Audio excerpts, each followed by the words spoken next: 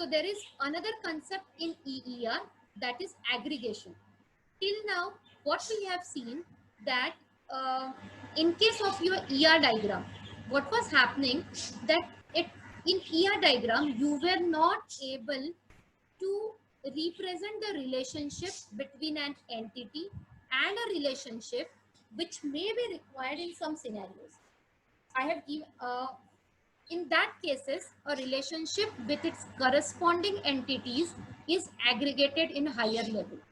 Okay, so what is done, suppose in our ER diagram there is a relationship between project and employee. Okay, so this complete relationship which I have shown in a rectangular box becomes one entity.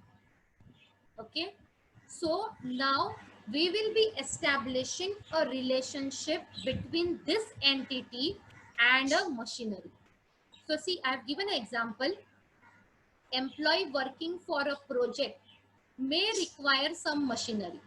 So require relationship is needed between relationship works and entity machinery. Okay, using, so there was a drawback of ER diagram that you are not able to establish a relationship between a relationship. Okay, so this was a drawback of ER diagram.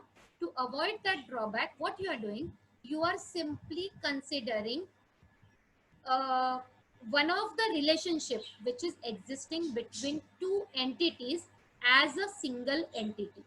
So if you see, I have given a green color for a single entity project. In our previous case, you were not showing this outer border.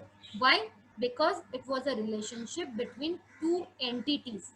Now we have considered that as a complete entity and establish a relationship between the machinery as the another entity.